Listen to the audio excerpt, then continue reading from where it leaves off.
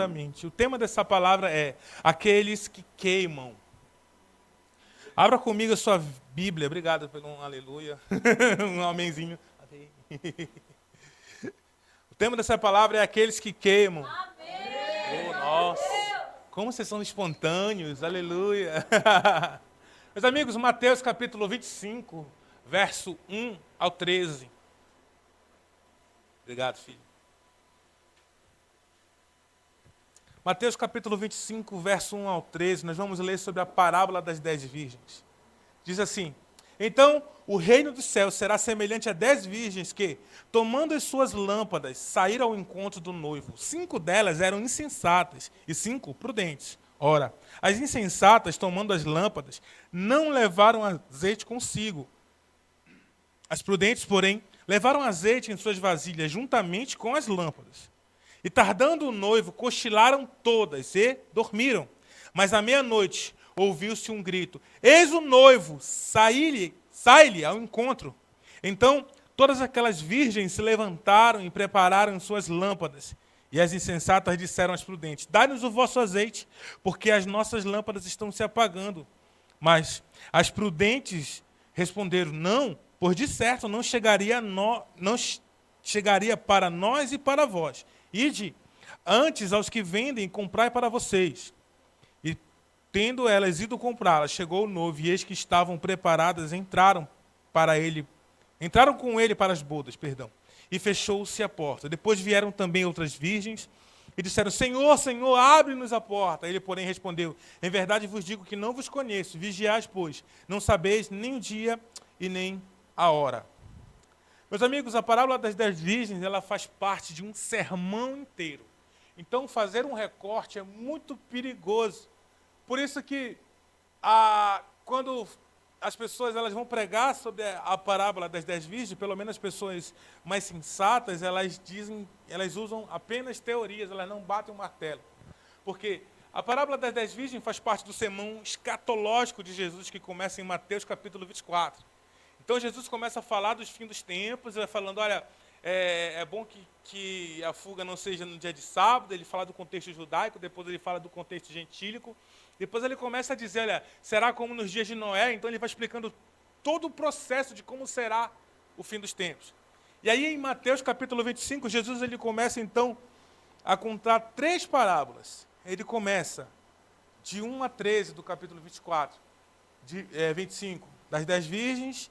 De 14 a 30, ele fala da parábola dos talentos, e do 31 ao 46 ele fala do julgamento das nações, que assim como separa os bodes das ovelhas e tal. Então ele vai explicando 3 processos que são muito, muito, muito importantes para a igreja.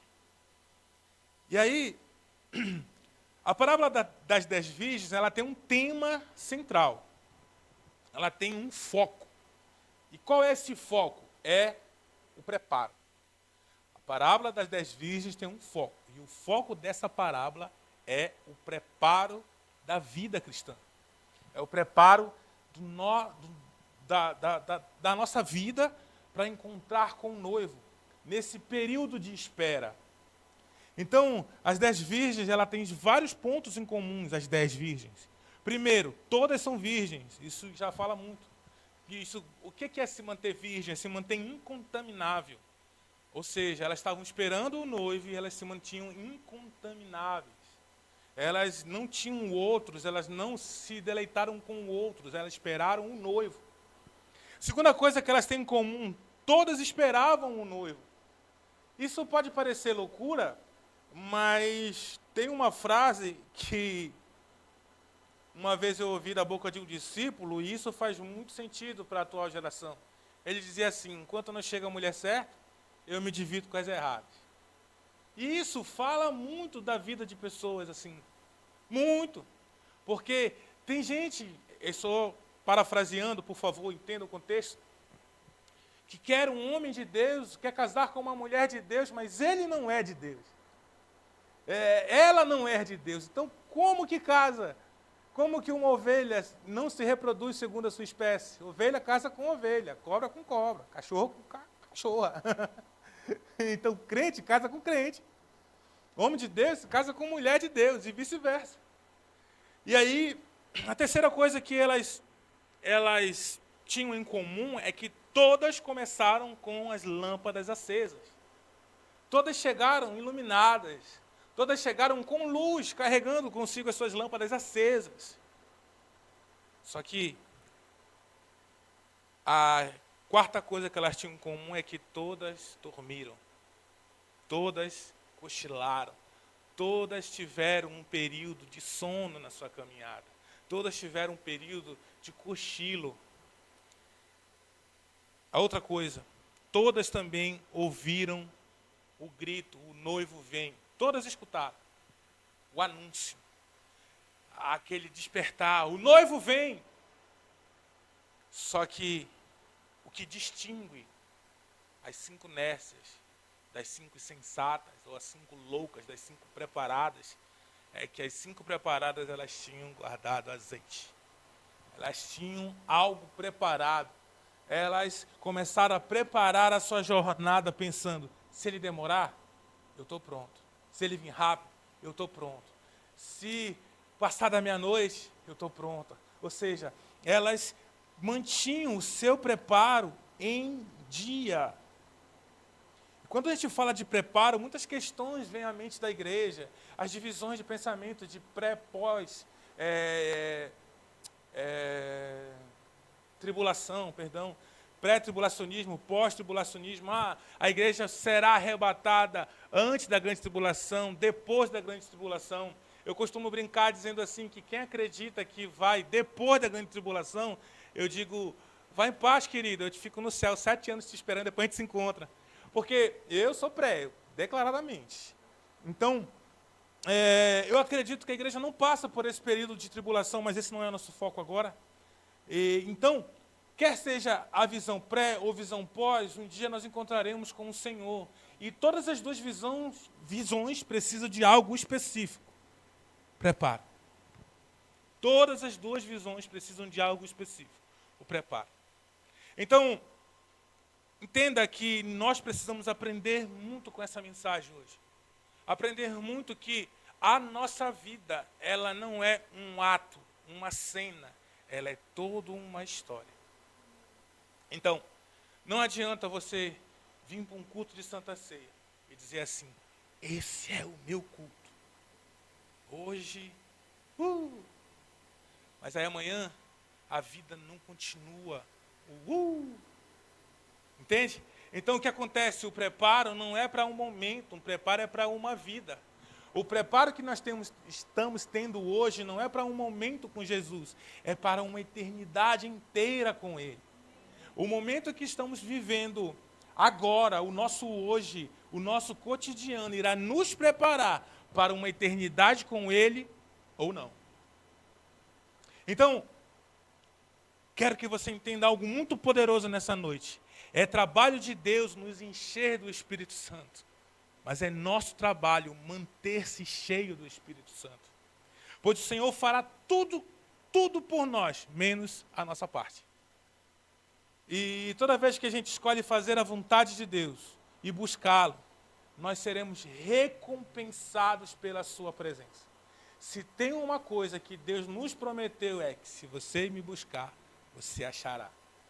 Aquele que busca, encontra. Aquele que bate, abre. Aquele que pede, ser-lhe-á dado. Jesus disse. Então, quando a gente entende essa verdade, a busca de Deus, ela não é como o Lucas estava dizendo ainda agora, uma obrigação, mas é por amor. É por paixão. Eu lembro, todos nós já passamos a fase dos apaixonados. E quando você está apaixonado, não tem obstáculo, não tem nada que te pare. Eu lembro que eu estava tão apaixonado pela Ellen, tão apaixonado, e continuo, amém? Mas eu estava tão apaixonado por ela, quando eu comecei a namorar com ela, que eu fugia da minha mãe. Eu pulava a janela de casa, minha mãe escondia a chave, eu pulava a janela, aí eu ia para lá namorar com ela. Apaixonado. Ei, mano, chovendo, tinha uma cerquinha assim com uma árvore, a gente lá debaixo da árvore, lá, chovendo, essa chuvinha assim, tipo o dia de hoje. Por quê? Tá apaixonado, mano. Eu lembro a minha sogra contando do pai da Bia, esposa da Edi, que ela xingava ele, vai-te embora daqui, e não sei o quê. Aí ele ficava, ô, minha gatona, não sei o quê, deixa eu ficar aqui, eu amo a tua filha e tal. E ela, não, some da minha frente e tal.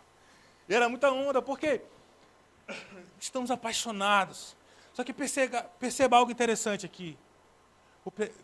Como eu disse, essa paixão, ela não é para um momento. Ela não é para uma relação, ela é para um casamento, amém?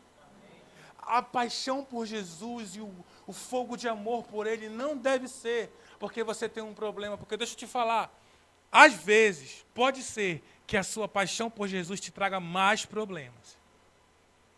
Às vezes, pode ser que a sua paixão por Jesus faça você passar mais perrengue do que não ser apaixonado por Ele. Eu lembro que a gente no tempo, que era pastor de jovens, a gente fez um desafio de andar com a Bíblia.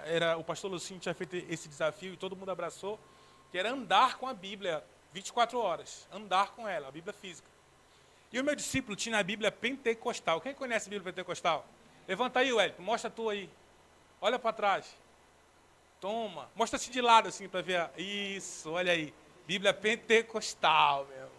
E o cara andava para cima e para baixo. E aí ele foi para uma entrevista de emprego. Aí o entrevistador falou, olá, tal, bom dia, bom dia. Você trouxe seu currículo? Trouxe. Aí ele botou o currículo e pegou a Bíblia e pá. Aí o cara fala assim, em primeiro lugar, o que é isso? Aí ele falou, Bíblia. Bíblia, cara. Ele falou, bicho, tu sabe que a religião atrapalha nessas horas, né? Ele falou, mas eu não estou andando com religião, estou andando com a presença de Deus. Cara. O cara muito charabalaia, sabe? O moleque era bom. Aí o cara falou assim, bicho, eu estou muito tentado a te demitir, mas tu gerou curiosidade. Será que tu abraça assim também a camisa da empresa? Sabe? Então, às vezes, aqueles que queimam, aqueles que ardem de amor por Jesus, eles podem ser bem mais, passar por bem mais problemas do que aqueles que não ardem, meu amigo. Então, se o seu motivo de estar com Jesus é problema, deixa eu te falar, teu problema vai passar. E a tua fé? E o teu amor por Jesus como filho? Não há problema nessa terra que não passe, que não acabe. Então, o que a gente precisa entender é o seguinte, que será uma vida inteira. Não é um momento. Quando a gente fala então de azeite, estamos falando da nossa vida aqui, agora. De encher as nossas lâmpadas agora, porque no céu você não precisa de azeite. No céu você não precisa de lâmpada que ilumine os seus pés. O próprio Senhor será a tua luz, diz Apocalipse. O próprio Senhor, lá diz que o sol não brilhará, porque o Senhor irá brilhar. Cara, meu Deus.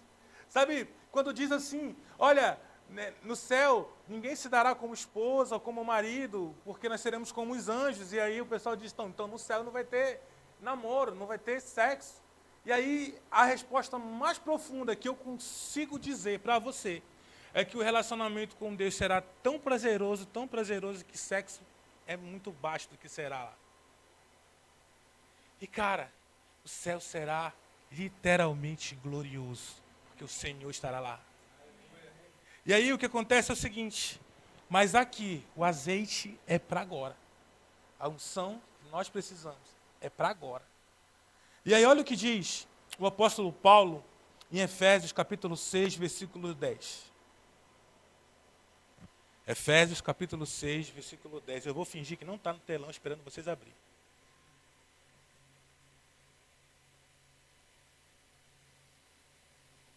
Eu falo telão pela fé, tá?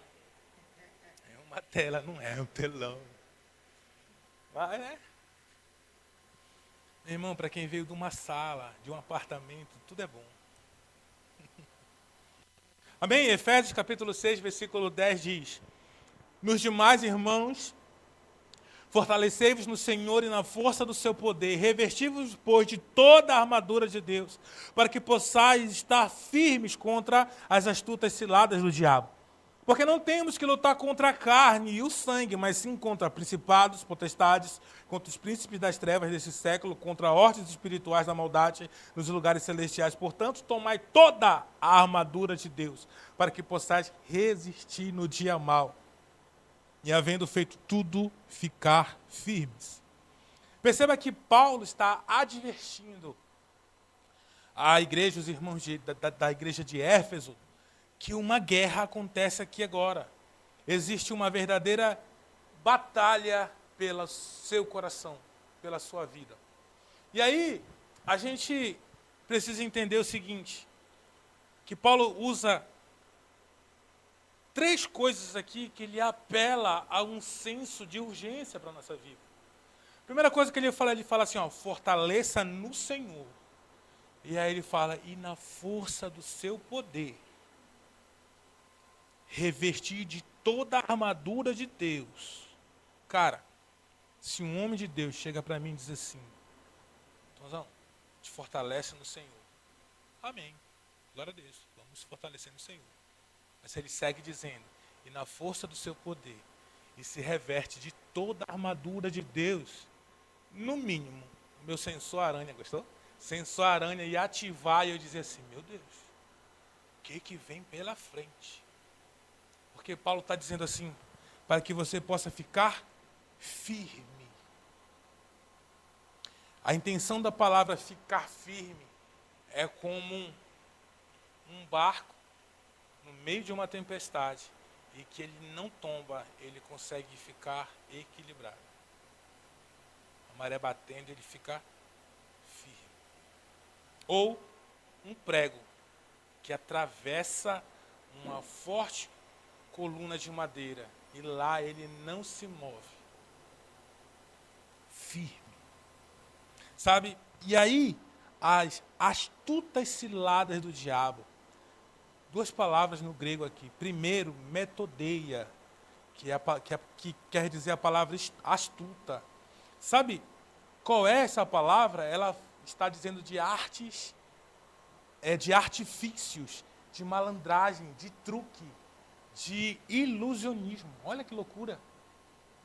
Então, as astutas, os artifícios, as malandragens do diabolos, que é no grego, que é difamador, acusador, dado à calúnia, aquele que age com falsidade. E sabe o que é interessante? Jesus usou essa palavra, diabolos, também, para Judas. Ele disse, olha, um de nós é um diabo.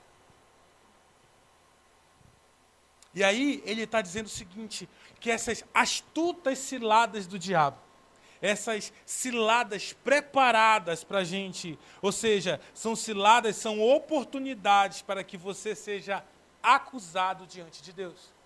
Para que você seja tocado, sabe? Paulo segue fazendo uma exposição que existe uma gama de demônios conspirando para que você seja condenável diante de Deus.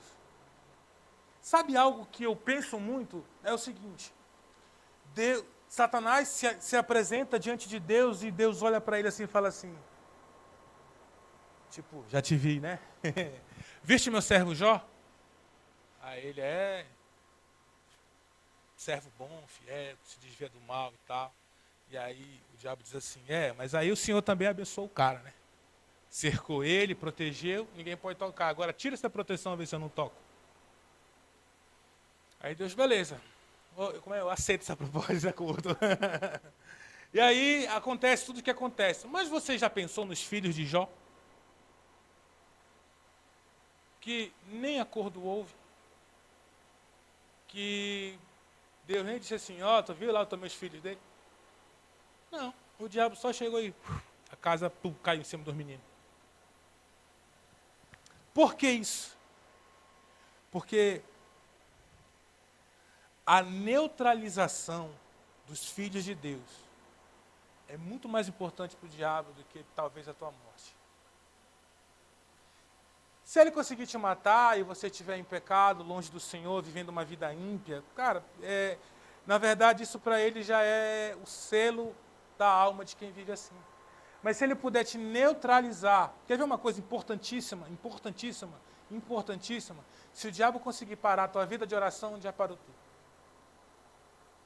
Se você é um crente que não tem comunhão com o seu Deus, não tem vida íntima em oração, cara, deixa eu te falar, vai chegar um dia que a frustração vai te abraçar.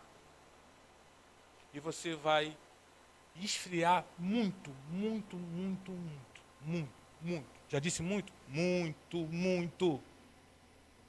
Porque a oração, ela é o meio de contato pelo qual Deus escolheu para se relacionar com o seu povo. Então entenda isso. Paulo está dizendo, porque a nossa luta não é contra carne nem sangue, mas contra principados, potestades, príncipes das trevas deste século, contra hortes espirituais da maldade nos lugares celestiais. Então ele fala, tomai toda a armadura de Deus, para que você possa resistir no dia mau. E havendo tudo isso, ainda ficar de pé. Eu conheço muitos pastores que enfrentaram grandes guerras espirituais. Grandes guerras espirituais. E eles venceram essas guerras, mas depois dessas guerras eles não ficaram de pé. Conheço homens que lidavam com batalha espiritual, com expulsão de demônios, tocava o rebu e o bicho era ungido e expulsava mesmo e tal, aquela coisa toda. E que hoje seus casamentos foram afetados, separados de suas esposas, que hoje eles não estão com o Senhor alguns. E isso para mim cabe muito aqui. Resistir de mal, ok, mas depois de haver feito tudo, ainda permanecer de pé. O dia mau, então, ele não é um dia ruim. O dia mau vai além. O dia mau não é um dia que você não está bem, porque isso depende muito das suas emoções.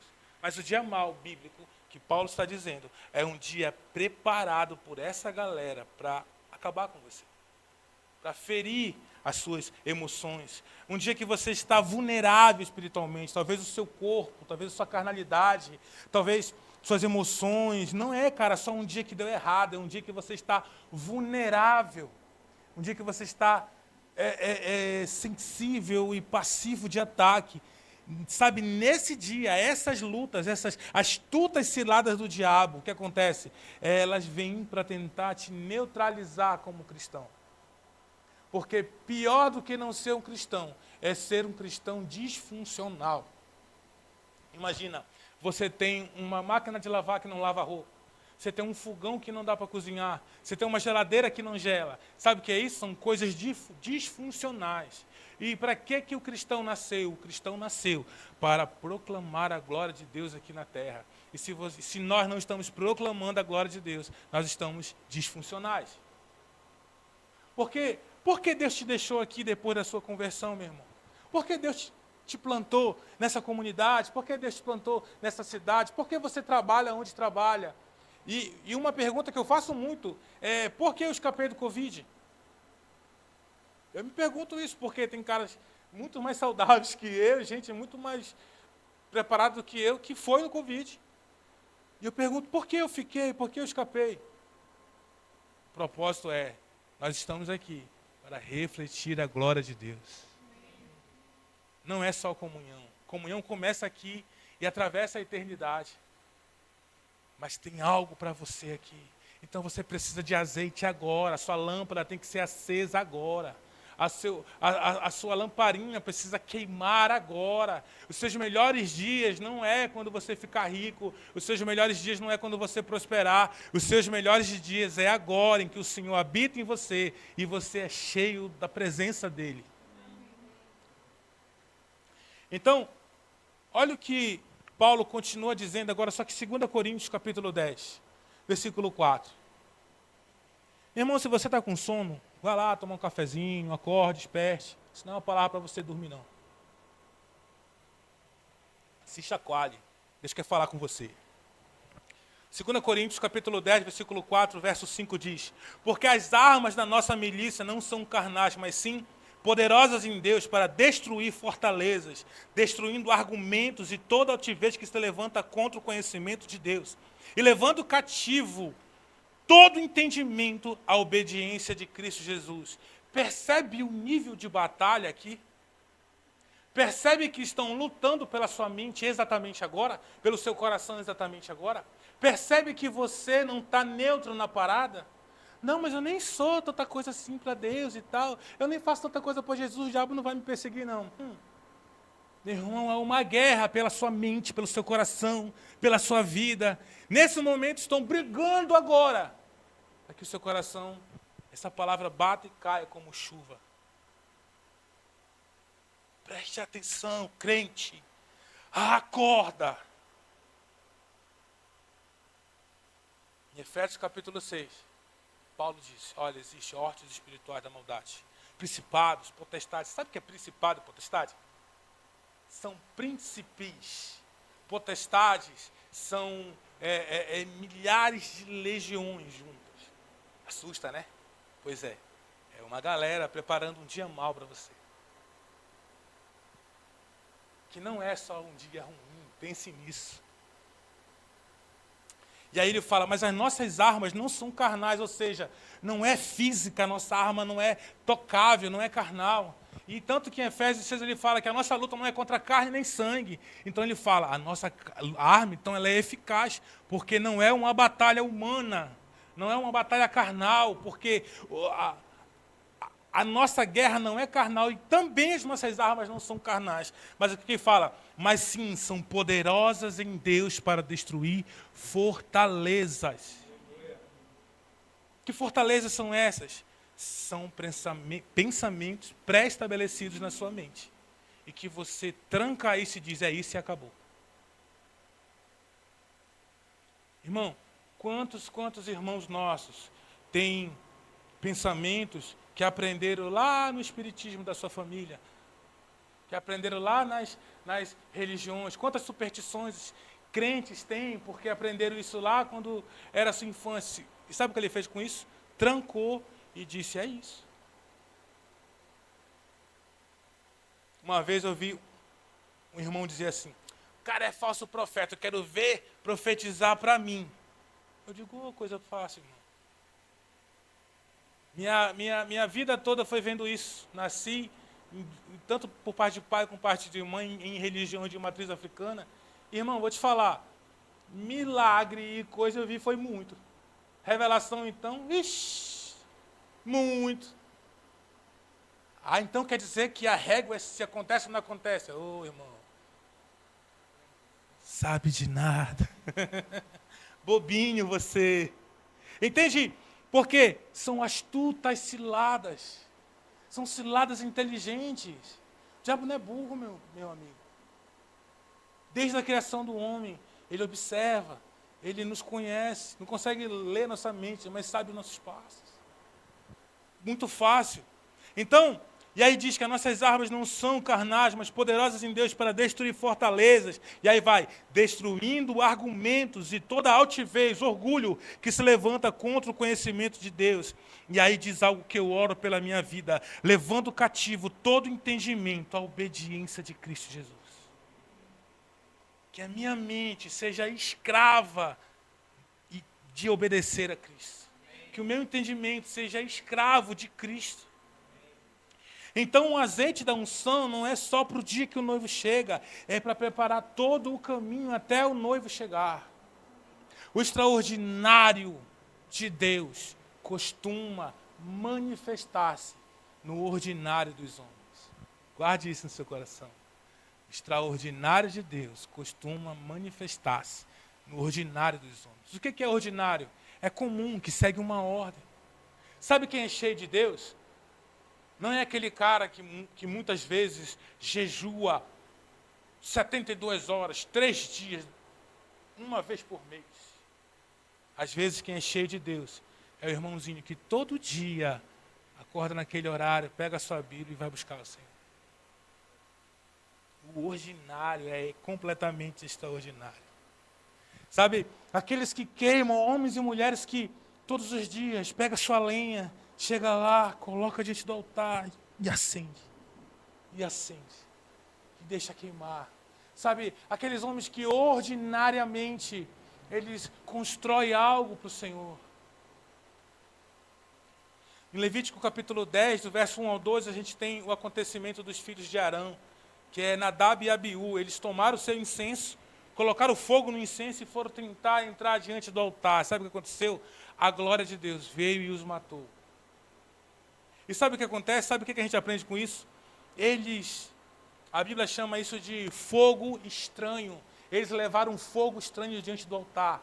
E aí, sabe por que é fogo estranho diante do altar? Porque o fogo que acendia o incensário não era o fogo do sacerdote. O fogo que acendia o incensário era o fogo que vinha do altar de holocausto.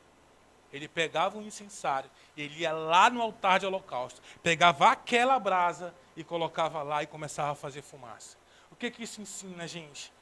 O fogo que acende na presença de Deus é um fogo de sacrifícios. É um fogo que precisa passar pelo altar de sacrifício. Não é um fogo qualquer. A unção, ela se constrói no dia a dia, do preparar a lenha, do preparar as nossas vidas. O azeite para acender a lâmpada, ele tinha um processo. As azeitonas teriam que ser, a oliva, azeite, né? Ela é espremida, ela é triturada, e aquele azeite sofria alguns processos para poder ser algo inflamável e começar a acender as lâmpadas. E o que acontece é a gente começa a trazer fogo estranho para o Senhor. Palavras diante de congressos, diante de ministrações grandes, sendo produzidas por chat GPT. Ministrações copiadas do YouTube. Sabe, igrejas que seguem padrões mundanos. Ah, mas é a cultura. Teve, né, essa polêmica da cultura aí, do Aue, dos caras lá. Sabe o que Jesus fez durante a cultura? Uma mulher que falou da cultura chegou para Jesus e disse: nosso povo adora nesse monte. Vocês dizem que tem que adorar em Jerusalém, no templo. Jesus vem, quebra a cultura e diz: nem no monte, nem em Jerusalém. Mas os verdadeiros adoradores adorarão o Pai em espírito e em verdade. E essa hora já chegou. Sabe, mas nos fins dos tempos haverá povos de todas as línguas, raças e nações. Mas na boca desse povo estará apenas um louvor: Jesus é o Senhor.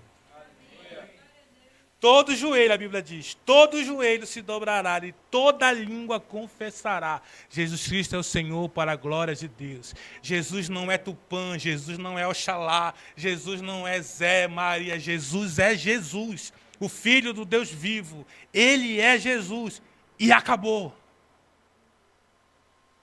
Então, o que nós faremos? Precisamos queimar diante dele. O azeite precisa estar transbordante em nossos corações. Porque o dia mau vem. Dias de trevas virão, meus amigos. E o que você tem nesse dia para colocar na fogueira?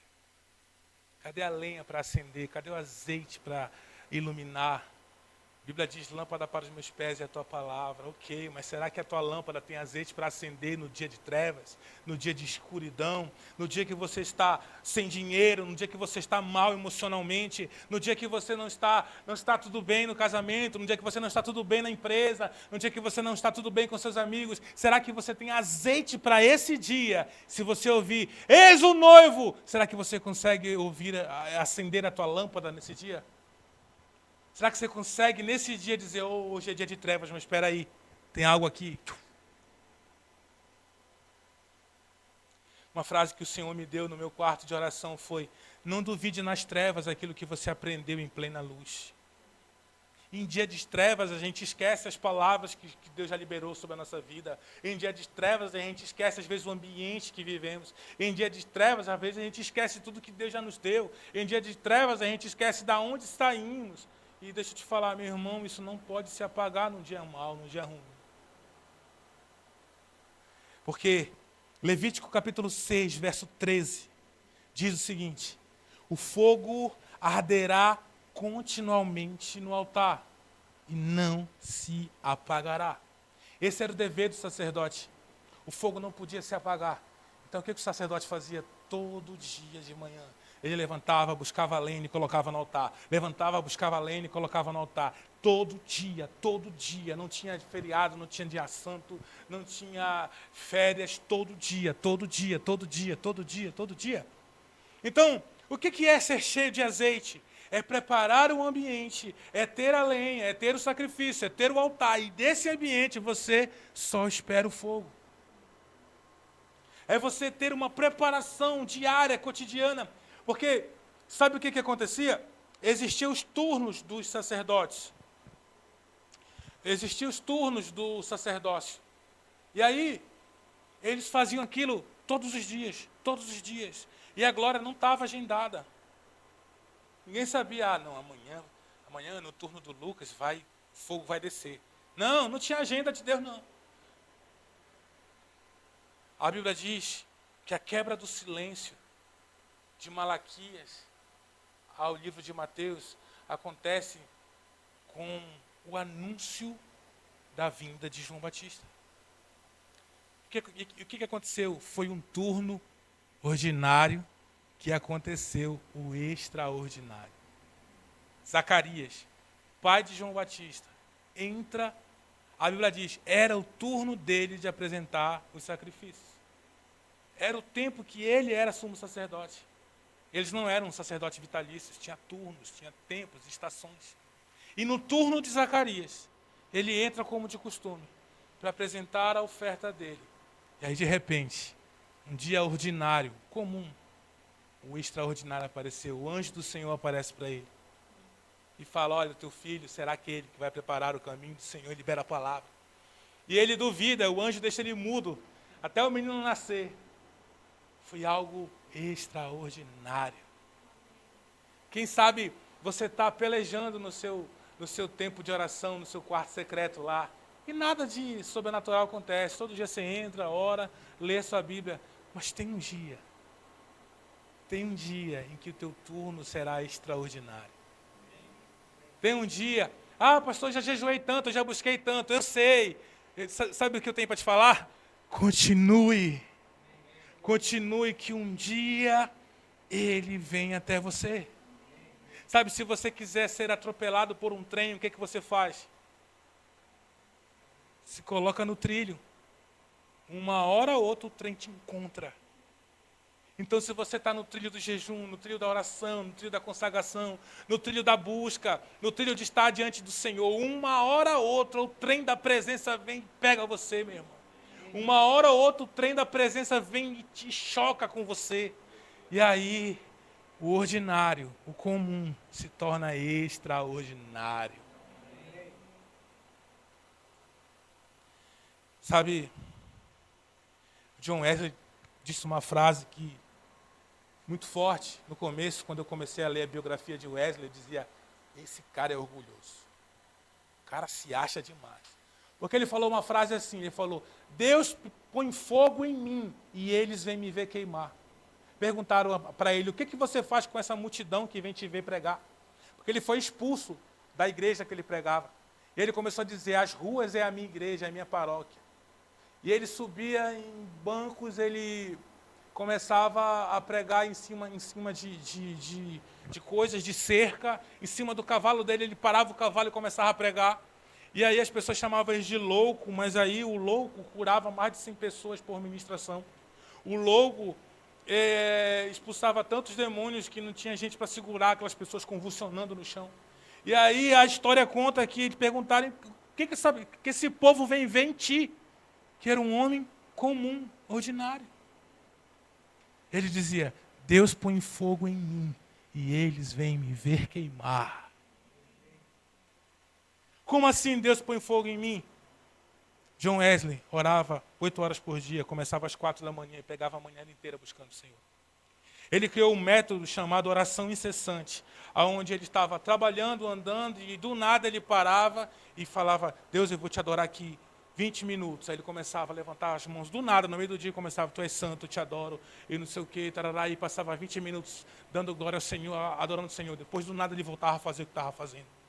Ele estava, às vezes, aconselhando alguém, aí ele olhava assim e dizia assim, meus amigos, a nossa conversa está muito carnal, vamos parar agora e começar a orar ao Senhor.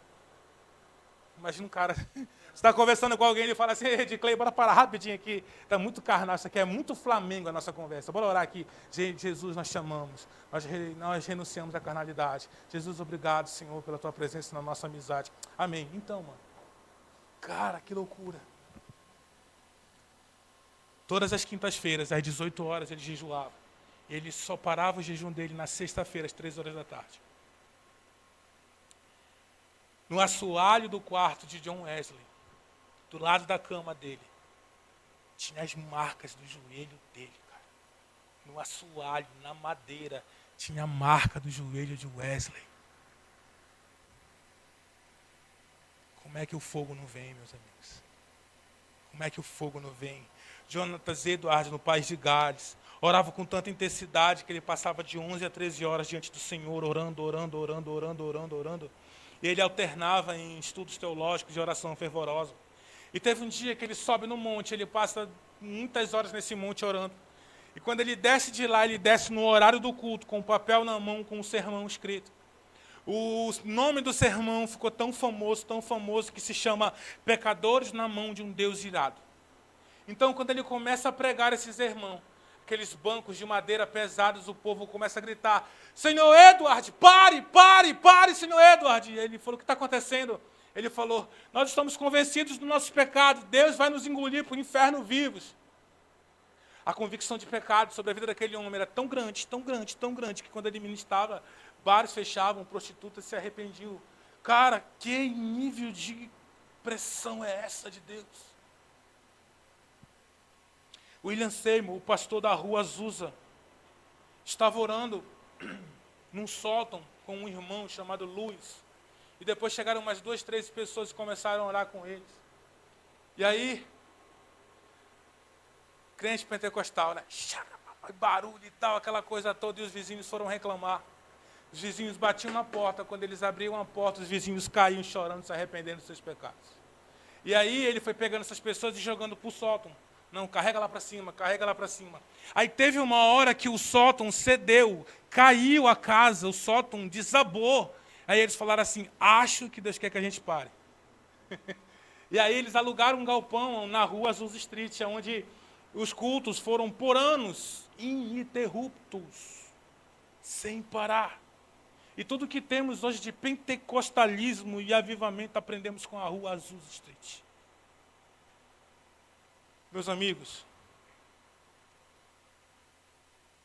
uma excursão de crianças na casa de John Wesley. Isso é forte demais. E aí a professora entra com as crianças, começa a dizer: olha, aqui é a sala de Wesley, aqui é onde ele orava, aqui é onde ele escrevia seus livros, aqui era o tempo de meditação, aqui é a cozinha, onde a esposa dele fazia as coisas. Tá? Vamos no quarto de Wesley. E aí chegaram no quarto de John Wesley, cara. Aí a cama dele lá, e tinha marcas dos joelhos dele lá. Aí ela falou: olha, aqui é onde John Wesley orava. Aí ela contou a história da Revolução Francesa e disse: a França não invadiu a Inglaterra porque esse homem orou. E aí voltaram para o ônibus, e aí a professora disse: todo mundo, bora embora, deixa eu contar aqui. Falta um. Está faltando um. Começa a procurar o menino, aí ela volta para dentro da casa, entra na sala, na cozinha, e ela escuta uma oração baixinha. Quando ela chega no quarto de John Wesley, tem uma criança com os joelhos na marca dos joelhos de Wesley, com braços abertos, dizendo: faz de novo, faz em mim, Senhor. Faz de novo, faz em mim, Senhor. Aí ela chega na criança e diz: Billy Graham, vamos, chegou a hora de ir embora. Sabe o que a rainha da Inglaterra disse de Billy Graham? Eu tenho mais medo dos joelhos desse homem do que de uma frota de exército armado. Falta azeite na nossa vida, meus amigos. Falta azeite na nossa vida. E a proposta da Santa Ceia é: examine-se, pois, o homem, coma e beba do pão. Se tem uma coisa que a gente tem que examinar hoje é a nossa vida. A gente jejuou 7 dias. Legal. A gente teve um tempo de oração. A gente é uma igreja que prega a palavra. Legal. Mas tem azeite. Tem presença. No nosso dia mal tem Jesus. Porque tem um cara na Bíblia, Atos capítulo 6, se eu não me engano. Ele teve um dia mau. Estavam apedrejando ele. Enquanto jogavam pedra nele, ele disse assim: Senhor, não impute esse pecado nele. Eu posso imaginar, mas espera aí, ele estava morrendo, gente. Sendo apedrejado, Estevão. Ele falou: não. Não impute os pecados. E sabe, esse homem tinha tanto azeite, que na hora da morte dele, ele olha para o céu e diz: eu vejo os céus abertos e o Filho do Homem em pé. Eu vejo os céus abertos e o Filho do Homem em pé. No teu dia de trevas, você consegue ver os céus abertos e o Filho do Homem em pé? Você pode ficar de pé, meus amigos, para a gente orar?